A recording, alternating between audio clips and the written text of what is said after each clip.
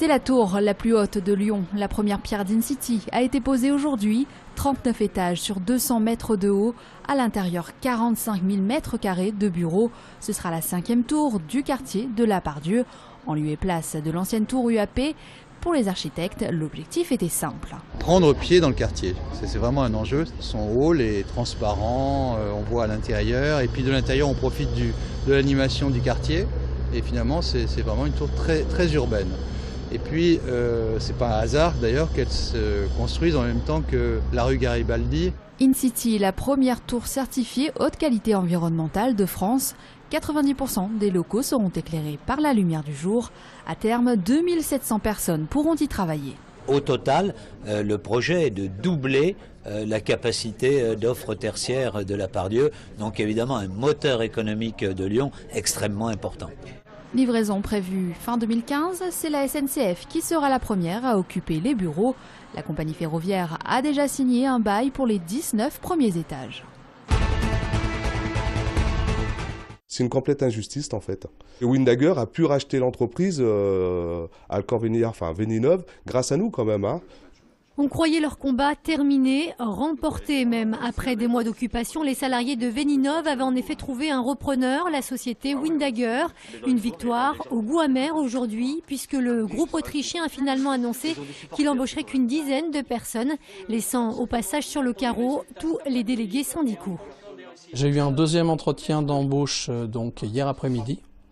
Et on m'a signifié que moi, à la base, j'étais assistant achat dans la société précédente, qu'il n'y avait pas de poste d'assistant achat. Alors j'ai posé la question, j'ai dit mais au niveau de l'approvisionnement, il n'y a pas quelque chose pour moi? On m'a dit non, il n'y a rien pour vous. Ils sont 7 dans ce cas, les autres repris oui, mais à temps partiel. Là encore, une atteinte au protocole d'accord signé il y a un mois selon les salariés. L'objectif c'est de redémarrer l'entreprise dans de bonnes conditions. Voilà, c'est ce qu'on a toujours fait depuis le début qu'on a mené la lutte.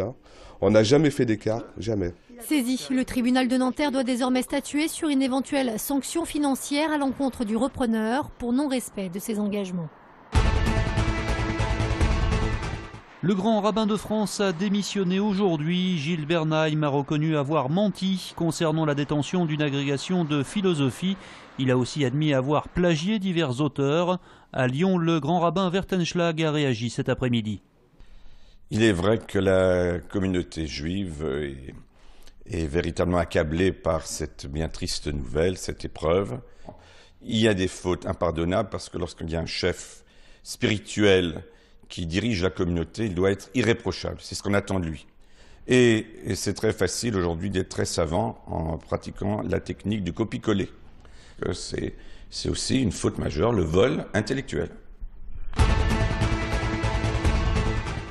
Comme l'an dernier et comme les 5 années précédentes, les filles de l'OL sont sacrées championnes de France grâce à leur victoire d'hier à Vandenheim 7-0 et alors qu'il reste toujours 3 journées de championnat. Mais avec 76 points, les joueuses de Patrice Lair ne pourront pas être rattrapées par le PSG qui en compte 10 de moins. Grâce à ce 7e titre consécutif, les filles font aussi bien que les garçons qui avaient régné sur l'Hexagone de 2002 à 2008. On a encore 4 matchs pour arriver à se qualifier, donc on va se donner sur les 4 derniers. Le compte à rebours a commencé pour le Loup, battu avec les honneurs le week-end dernier à Oyonnax. Les joueurs de Xavier Sadourny sont désormais tournés vers la réception de la Lanterne Rouge Massy samedi à 18h30. Pour Lyon, 6e de Pro D2 à 3 points du 5e Aurillac, les calculs sont simples. Dans 2 jours, il faudra au minimum les 4 points de la victoire pour continuer à rêver au top 14. Ils sont derniers, mais ils jouent un beau rugby, ils jouent un rugby de mouvement, ils font bouger beaucoup le ballon. Et on voit surtout qu'ils restent dans les matchs quoi qu'il arrive. C'est obligé de prendre une victoire. Si nous faisons le bon boulot, peut-être nous pouvons prendre un bonus offensif qui peut faire la différence pour la fin de la saison. C'est l'histoire d'un mec dont la vie a basculé après un refrain. Dame, dame, de oh, oh, oh. Dame, dame, de oh, oh. Le Lyonnais Mickaël Miro est passé de chanteur galérien à chanteur populaire en quelques mois. C'était en 2011, l'Horloge tourne a été élu chanson de l'année. En 2013, il revient avec un 2e album. Le plus dur commence sans doute. C'est quelque chose de très fort, parce qu'autant le premier album, on a cette impression qu'on a compilé toutes les premières chansons qu'on a pu écrire et puis que ça vous tombe dessus comme ça, et donc on a toujours beaucoup de chance, mais voilà, quand on m'a demandé de faire un deuxième album, parce que le premier avait plutôt bien marché, je me suis dit, est-ce que je vais réussir, quoi. La vie c'est méchant, on l'imagine comme un jeu d'enfant. Le temps des sourires, c'est 14 titres, dont 2 duos avec Chimène Badi et Enrico Macias, un parolier célèbre, Lionel Florence, et un style, la fameuse variété française. Certains la fuient, lui l'assume. Je transpire cette musique-là, la musique de Jean-Jacques Goldman, de Cabrel, de Julien Clerc, de Patrick Bruel, même de Jacques Brel aussi, bien avant. Et voilà, j'en ai fait une sorte de mélange, j'ai digéré tout ça. Je suis vivant. Le 18 avril, Michael Miro sera sur la scène du Transborder. La vie c'est